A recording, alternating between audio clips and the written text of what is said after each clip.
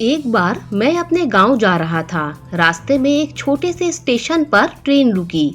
वहां 15 मिनट का ठहराव था, इसीलिए मैं थोड़ी देर टहलने के लिए प्लेटफॉर्म पर उतर गया।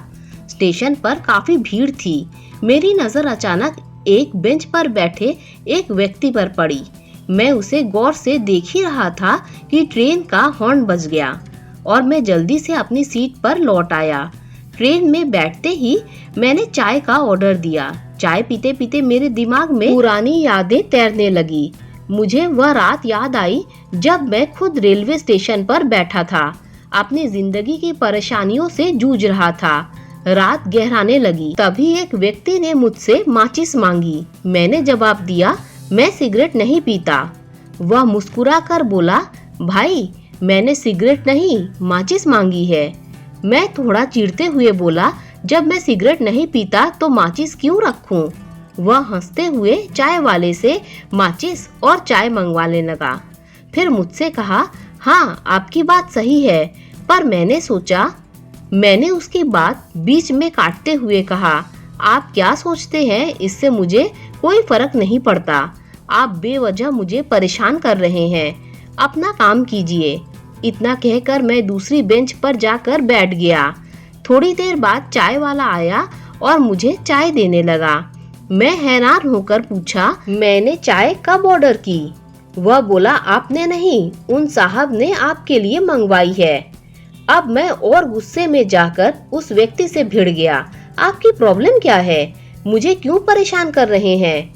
वह शांत स्वर में बोला, भाई मैंने सोचा बारिश हो रही है, ठंड भी है, आप थके हुए लग रहे हैं, चाय से शायद आपको थोड़ा आराम मिलेगा। मैंने फिर चिढ़कर कहा, यही तो हमारे देश की समस्या है, कोई किसी को चैन से बैठने ही नहीं देता। मैंने सोचा था स्टेशन पर आराम से बैठूंगा, लेकिन आप आ गए। इतना कहकर मैं उसे छोड़कर जाने को हुआ, लेकिन वह अब भी शांत था। उसने मुस्कुराते हुए कहा, क्यों परेशान हो, क्या हुआ? इस बार उसकी शांति ने मुझे कुछ सोचने पर मजबूर कर दिया। मैंने थोड़ा रुककर पूछा, आपको जानकर क्या मिलेगा? वह बोला, शायद तुम्हारी परेशानी का हल मिल जाए, या कम से कम तुम्हारे दिल का बोझ थोड़ा हल्का हो जाए। उसकी बातों में एक सुकून था। मैंने हिम्मत जुटाई और उसे अपने जीवन की कहानी सुनाने लगा। मैंने बताया कि मेरे पिताजी एक सरकारी दफ्तर में चपरासी थे और मेरी माँ लोगों के घरों में काम करके मुझे पढ़ा रही थी। मेरे पिताजी का सपना था कि मैं आईपीएस ऑफिसर बनूं, लेकिन मेरा सपना अलग था। मुझे नौकरी करने से ज्यादा लोगों को नौकरी देना अच्छा लगता था। पिताजी ने मेरे सपनों का सम्मान करते हुए गांव की जमीन बेचकर मुझे पैसे दिए और मैंने अपना व्यापार शुरू किया। सब कुछ अच्छा चल रहा था। मैंने शादी भी कर ली और 2 प्यारे बच्चे भी हुए।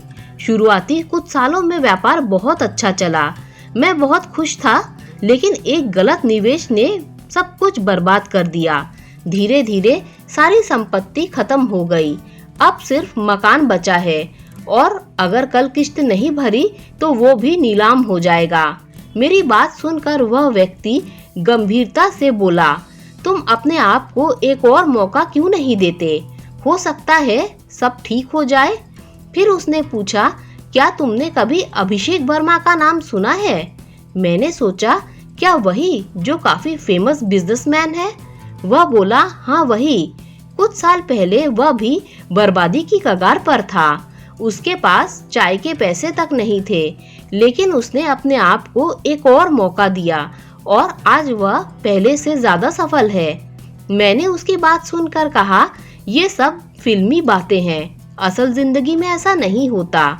और फिर आपकी हालत भी तो मुझसे बेहतर नहीं लग रही है।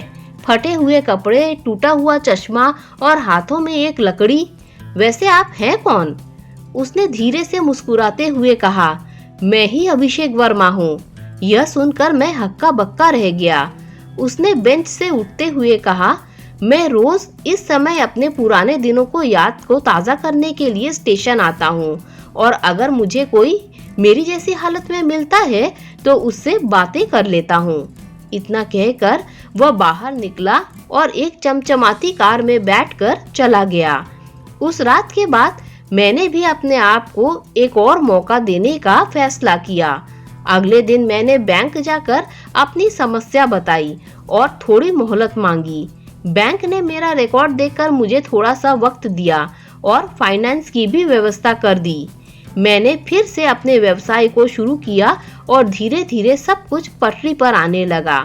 आज मैं फिर से सफल हूँ। ट्रेन की सीट पर बैठा मैं ये सब सोच ही रहा था कि टीटी की आवाज ने मुझे वर्तमान में खींच लिया। मैंने टिकट दिखाया और देखा कि मेरा स्टेशन भी आने वाला है। कुछ देर बाद मैं ट्रेन से उतरकर टैक्सी में बैठा और घर की ओर चल पड़ा। हो सकता है आप भी जीवन की कठिनाइयों से हार मान बैठे हों। शायद आपके पास कोई अभिषेक वर्मा न आए, लेकिन फिर भी खुद को एक और मौका देना कभी बंद मत कीजिए। हो सकता है आपकी जिंदगी भी बदल जाए। याद रखें, जब तक हम खुद को एक और मौका नहीं देंगे, तब तक हमें कभी पता नहीं चलेगा कि हम क्या कर सकते हैं।